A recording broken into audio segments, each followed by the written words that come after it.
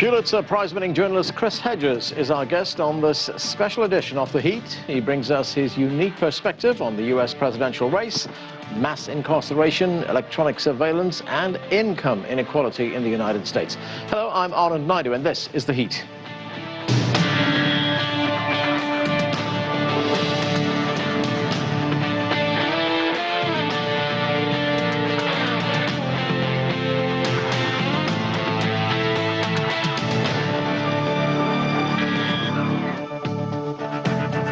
For nearly 2 decades, journalist Chris Hedges worked as a foreign correspondent in Central America, the Middle East, Africa, and the Balkans. Hedges was part of a team of reporters at the New York Times awarded a Pulitzer Prize in 2002 for the paper's coverage of global terrorism. He's also received numerous accolades for his weekly column in Truthdig, an online magazine. Hedges is the author of 11 books, including his latest work, Wages of Rebellion, The Moral Imperative of Revolt. Chris Hedges joins us now from New York. Chris, thanks for joining us. Thank you. Let's start with the election campaign. You say that what we are seeing now with the rise of people like Donald Trump is the revenge of the lower classes and the emergence of an American fascism. Explain that to us. Well, we experienced a kind of corporate coup d'etat.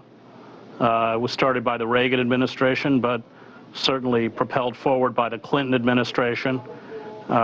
We essentially saw government become captive to corporate power and serve corporate interests at the expense of the citizenry. A series of measures, starting with NAFTA in 1994, the destruction of the welfare system under Clinton, the deregulation of the FCC, the 1994 Omnibus Crime Bill that exploded the prison population, the destruction of the 1933 Glass-Steagall Act that created firewalls between investment and commercial banks and precipitated the financial meltdown. All of this reconfigured American society in quite dramatic ways. 50% now of the American citizenry lives virtually below the poverty line. Official poverty levels are about $24,500 a year for a family of 4, but most economists say that that's not even close to the real poverty rate. So 30,000 a year, 50% of the country below 30,000 a year. The unemployment figures are completely fictitious. As the Los Angeles Times has pointed out, it's probably closer to 17% when you count people who have stopped looking for work, or when you count people who have part-time jobs, that is 28 hours a week, but still fall below the poverty level and qualify for food stamps. So the stagnation with the economy, the kind of transference of wealth upwards, coupled with the assault on civil liberties, the destruction of privacy. I sued the president in federal court over Section 1021 of the National Defense Authorization Act that overturns the 1878 Posse Comitatus Act on using the military as a police force, the decision by the Obama administration to assassinate American citizens. I mean, it goes on and on and on. And what we're seeing is a kind of revolt because both parties have been complicit. Both the Republicans and the Democrats have transformed politics into what I would call anti-politics, into culture wars. The Republicans appealing to anti-abortionists, nativists, the Christian right. The Democrats, in their rhetoric, appealing to unions, minorities, traditional liberal elites, but both of them serving corporate power. And that's why you have seen the insurgency or the insurgent campaign of Bernie Sanders, and the kind of renegade campaign by Donald Trump. So you're watching a rejection of the ideology of neoliberalism and a rejection of the established elites that carried out those policies. Well, you mentioned Hillary Clinton. Let's take a listen to what she said recently on the campaign trail. And of course, Hillary Clinton is one of the leading candidates on the Democratic side. Let's watch. I am not a natural politician, in case you haven't noticed, like my husband or President Obama. So I have a view that I just have to do the best I can, get the results I can, make a difference in people's lives, and hope that people see that I'm fighting for them and that I can improve conditions economically and other ways that will benefit them and their families. Thank you. So what she's telling us there, that she is the champion of the working classes, the underprivileged. Do you buy that at all? No, she has been a close confidant of her husband since he was the governor of Arkansas, probably his chief advisor.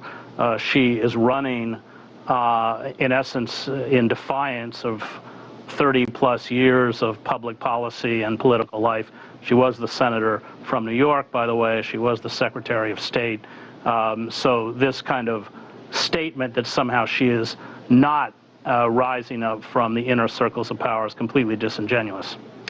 This election campaign, as we can see, is throwing up some strange alliances, strange coalitions. And if we look at what you just told us about Hillary Clinton, you look at what she said, the one group that has arguably borne the brunt of income inequality or the destruction of the welfare state here in the United States is African Americans. Yet they are supporting Hillary Clinton in droves. Right. Well, what the Democratic Party did was speak in the language of multiculturalism and inclusivity and tolerance and diversity, and yet that economic assault against working men and women in this country was carried out regardless of where they came from or what their ethnicity was. So income, especially since 2008, for African-American families has fallen precipitously, I believe almost by 50%. Unemployment among black youth is about 50%. But what we've seen with the rise of the Trump campaign is the rise of white nativist groups that, because of the rhetoric, believe that they have been sold out in preference to marginalized groups within the society. And the rhetoric of the Democratic Party would seem to support that. In fact, it's not the case. I mean, everything was upended. So advancement for women or advancement for African Americans meant, having a woman CEO or having an African American president. It didn't mean advancing, poor women or certainly the African American underclass, two-thirds of which now are worse off than when King marched in Selma. So that plays very well with an enraged white underclass that hears that rhetoric, and Trump, of course, plays to that. There is a question that Donald Trump often asks on the campaign trail, and let's for a moment forget about where this question is coming from. But the question is, he is always asked, what has President Obama done for blacks in this country? He is, after all, the first African-American president of the United States. Well, that's a legitimate question because he hasn't done much. I think that, within African-American communities, there's obviously a sense of pride that finally, we do have an African-American president, and we shouldn't underestimate that. I think that African-American communities tend to be much more cynical about the process given their own historical experience. They tend not, as we have seen with Bernie Sanders supporters, who are a large component of them are young, college-educated, or kids who are in college. They tend to be much more skeptical about centers of power, and better the devil you know than the devil you don't. I don't think they're naive about the Clintons. Bernie Sanders, of course, the other big Democratic candidate, has raised the issue of income inequality in his speeches and, of course, in an interview he did. Let's watch part of that interview. What we have seen in recent years is a huge transfer of wealth from the middle class to the top 1/10 of 1%, whose percentage of wealth in America has doubled. We're talking about trillions of dollars going from the middle class to the top 1/10 of 1%. But for the last 40 years, what we have been seeing is a middle class disappearing, people working longer hours for low wages, and today, as it happens, 58% of all new income is going to the top 1%. All right, that's a point you made at the beginning of the interview. Can Bernie Sanders or any one of the other candidates change that? How can there be a more equitable distribution of wealth in the United States? Well, that's a very good question, because essentially you have corporate power that has seized, almost all systems of power, from legislative power, judicial power, executive power, media power, and it's certainly not going to be changed by a single person within the White House. I think one of the things that both Trump and Sanders have in common is that they acknowledge this economic inequality and the unfairness and injustice of it. Trump, talks about jobs and Carrier air conditioning, setting up a plant in Mexico, and he will tax Carrier 35% in order to bring their goods back in, and he's promised that Apple will make its products in the United States rather than in China. Trump kind of reminds me of what anthropologists call crisis cults, and that is, when societies are in decline or are deteriorating, these figures rise up. We had it in Native American society with the ghost dance after the genocide against Native Americans.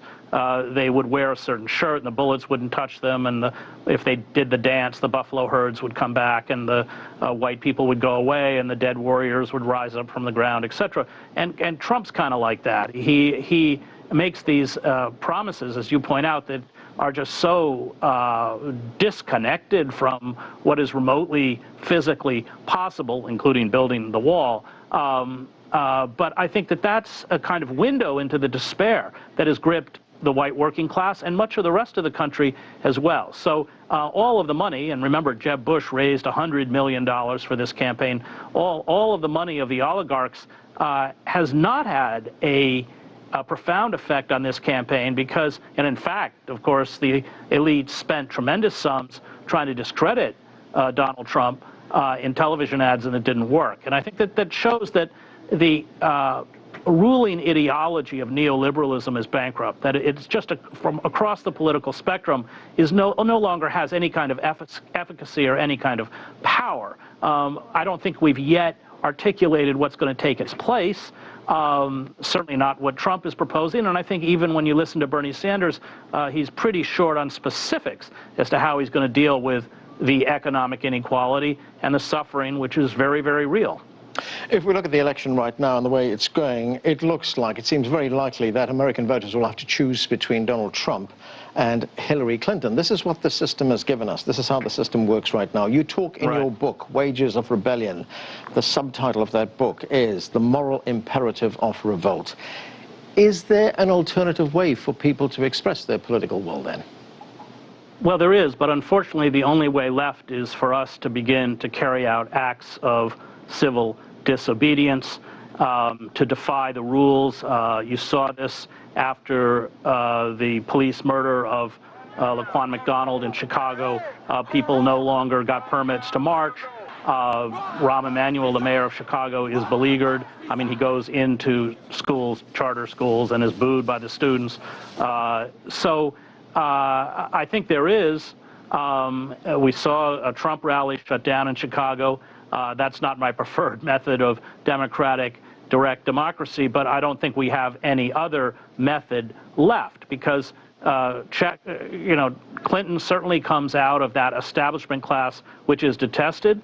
We have to remember that twice as many people are voting in the Republican primaries as in the Democratic primaries. Many of the people in the Republican primaries don't come out of the Republican Party. In fact, they really have no affiliation with any party. And I think that combination of enthusiasm for a kind of non-party identified base that's angry and has every right to be angry, and the Democrats putting forward a candidate like Hillary Clinton who kind of epitomizes everything that people are striking out against is risky for the Democrats. I don't think we can discount, finally, that the Republican elites are quite determined to deny Trump the nomination in a brokered convention, however unfair that may be. And I think that it's not the racism, and the Republicans have spoken in coded racist language for a long time. But I think it's his assault against the establishment. Remember, he called George W. Bush a liar for the Iraq War, and his assault against corporatism and trade agreements, which, of course, is very dear to the corporate interests that control the two-party duopoly. Okay, we're going to have to take a break right now. More of our conversation with Chris Hedges right after that. Stay with us. You're watching The Heat.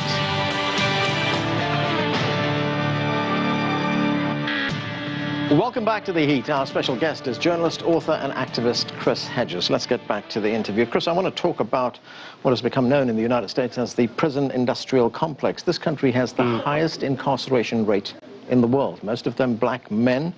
2.2 million people are behind bars, although the actual figure, by some counts, is closer to 8 million when you count in people who are awaiting trial, others. Right. And there is even a figure of 20 million.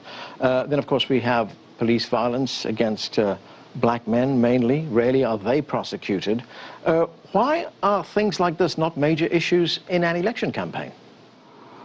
Because so many of those people have been disenfranchised. If you have a felony conviction, you can't vote. In states like Alabama, that's pushing 40% of black men. So they're locked out of the political system. Of course, if you are in prison, you can't vote. What we've seen in city after city in the United States is the physical guts of these entities have been ripped out with the flight of manufacturing, the loss of jobs. Unemployment is massive. Infrastructures are crumbling. Bridges, roads, highways, because they're not maintained. Our public transportation service, our train system is a wreck. I came into New York this morning. The subway from Penn Station to Uptown just had stopped running. I don't even know why. We all had to get out and walk. So what's happened is we have left, especially those who don't have advanced degrees, maybe high school education or less, unskilled workers, bereft of any way to make a living. And they're in essence redundant or surplus labor. They don't produce money for corporations on the streets of American cities, but locked in a cage, they can produce $40,000 or $50,000 a year for prison contractors, guards, correction guards, unions, phone companies, because everything's been privatized in the prisons. Global Tel-Link, which will charge rates 4 to 5 times higher than what people who are not in prison pay. The commissaries have all been privatized. We have 1 million prisoners in this country work for for-profit corporations, big ones, Hewlett-Packard and Starbucks, McDonald's, and it's a long list. So I think that this is a consequence of a distorted economy, and there are many, many entities. We haven't even talking about, food service, like Aramark, food service corporations that, because all the food service has been privatized, that can, in essence, make money off this captive population. And you take the private prison industry, Corrections Corp of America, they on their website say that they are a good investment because America has a 64% recidivism rate. There's no programs in most of these prisons. These people are not given vocational skills. They're not given the kind of counseling many of them need. They serve these incredibly draconian sentences, and then they are released onto the streets, many with warrants, because they're, if they have fines, parking fines, whatever it is, they accrue interest, child payments, and if they can't meet the payments, they go right back to prison. We had an incident a few months ago where a man was stopped for a burned out taillight. He got out of the car and ran because he had warrants that he couldn't pay, which meant he would have gone right back into prison. He was shot in the back by the police and killed. As far as the police violence, that's not really new within African-American communities, as African-American activists and scholars such as James Cone and others will tell you. But now, because we have the capacity to capture that on video cameras, people are actually seeing what African-Americans, I think, have endured for some time. But it's 3.1 people a day are killed on the streets of American cities by law enforcement officials, and the vast majority of those are unarmed. Right, looking at what kind of programs there are in prison for people who are incarcerated. We have a show later this week on The Heat. It's on the incarceration of women in the United States. We talked to some former prisoners who told us that their experience is that the emphasis when you're in prison is on punishment rather than rehabilitation. Right. And we know that there is a great deal of brutality in prisons. One just has to look at what's coming out of Rikers Island, very close to where you are in New York. We talked with a warden at one of the women's prisons in women's prison in New York State, and this is what she told us. Let's listen. We're spending 2, 3, 4 times as much to keep them in prison as we would to give them the best services on the outside. I think that's a little crazy. We incarcerate more people than any place else in the world. I mean, that's and we want to see ourselves as a civilized society. I don't think those two go together. We obviously have to backtrack. And the point she made to us was that this is a system that is in serious need of reform. Do you see anything like reform coming along? No. That's because the prison industrial complex and their lobbyists write the laws. You know, they are determined because they make money off of keeping these prisons full. 25% of the world's prison population. We are 5% of the world's population. Half of those people never committed a violent crime. They are in there for drug offenses. These 3 strikes you're out laws, which were passed during the Clinton era. That's what's so disturbing, that there are so many, and that just, I think, mirrors what's happening throughout the society. People, you know, across the political spectrum, there were not the support for the bailouts of Wall Street in 2008. Constituent calls were 100-to-1 against those bailouts, but they passed anyway. People do not want their privacy taken from them in the most sophisticated security and surveillance apparatus in human history. And I covered, as a reporter, the Stasi state in East Germany. People do not want to see habeas corpus taken from them. You know, the list goes on and on and on. But that is the kind of paralysis that's happened because government has been deformed to serve the interests of a tiny corporate oligarchic elite. People don't want these trade deals such as the Trans-Pacific Partnership, and yet all sorts of mechanisms are put into place to ram it down the throats of the American people. And so the prison, you know, the inability to have a rational response to the penal system is just part of a much broader paralysis that has gripped the governing centers within the United States. You know, as you say, most people do not want their privacy infringed. In fact, you write in your book, Wages of Rebellion, you say, no one lives under constant surveillance who is subject to detention anywhere at any time, whose conversations, proclivities, and habits are recorded, stored, and analyzed, can be described as free. You know, when you look at whistleblowers like NSA contractor Edward Snowden exposing what the U.S. government is doing, what its surveillance programs are all about, why is there no national outrage about these practices? Part of it is the press. I mean, we have to remember that the press in the United States, again, this was under Clinton when he deregulated the FCC, was gobbled up by a handful of corporations: Viacom, General Electric, Rupert Murdoch's News Corp, Clear Channel.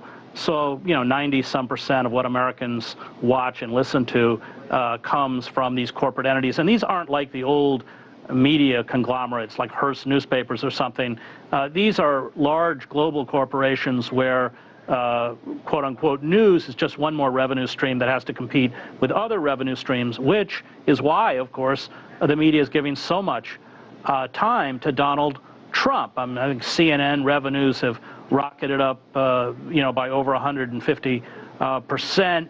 The same thing with Fox News, CBS. The head of CBS, the CEO of CBS, just made a statement saying Donald Trump may not be good for America, but he's very good for CBS. So they've kind of walked away from journalism. Everything is judged on its ability to gather revenue and not to defy the kinds of corporate interests that provide that revenue. So there's been a real corrosion, especially in the electronic media. So the kinds of debates we should be having, whether it's on climate change, whether it's on penal reform, whether it's on the regulation of Wall Street, whether it is indiscriminate use of lethal force, especially against poor people of color, is just not happening. You mentioned climate change. That's something that you feel very strongly about. You've written extensively about that. The climate scientist James Hansen said that if the XL Keystone Pipeline, which is going to be running through a central part of America, if it is ever completed, it would be, quote, game over for climate. Do you agree? Yeah, well, he also, after the meeting in Paris, you know, called the new climate agreement a fraud. It was actually a step backwards. Instead of, you know, raising or trying to meet a goal of capping limits at 2 degrees. We're now talking about 3.5 degrees. You know, we are watching, I mean, the kind of descent of political discourse now is almost unimaginable. Donald Trump tweets something about Megyn Kelly, the Fox News anchor, and the Washington Post and the New York Times, you know, rebroadcast or re-amplify this, this kind of inane bickering and the size of his hands. I mean, it's, I think for many of us who have been chronicling over the years the deterioration of the American system, even this is hard to fathom. So, climate change, of course, is something that we should be having a national discourse on. We don't have much time left. I mean, by 2020, if we don't stop all carbon, or 80% of carbon emissions, the Greenland ice sheets will be gone. We're talking about, the sort of flooding of all major coastal cities and some inland cities like London. I mean, and yet, we've kind of retreated into this P.T. Barnum-like circus or carnival, which has replaced politics, and everybody's complicit. It's not just Trump. The press is completely complicit in this. Looking at your book, overall, it's a bleak picture of what the United States is right now and its political system and the practices that go on here. Are you hopeful about the future? Well, what hope I have comes from people who will rise up and carry out acts of civil disobedience quite effectively, I should add, in cities like Chicago, where they have really been able to pressure the centers of power. We have anti-fracking activists, boycott, divestment, sanction activists against Israel. That's kind of all we have left. Certainly, I think that if we continue to trust in the elites will do what they have now been doing for several decades, which is serve the centers of corporate power at our expense and finally at the expense of the ecosystem on which we depend for life. Chris Hedges, thanks for being with us. That was journalist, author, and activist Chris Hedges. His latest book, once again, is Wages of Rebellion, The Moral Imperative of Revolt. That's it for this special edition of The Heat. I'm Arnold Naidu in Washington, D.C. Thanks for being with us.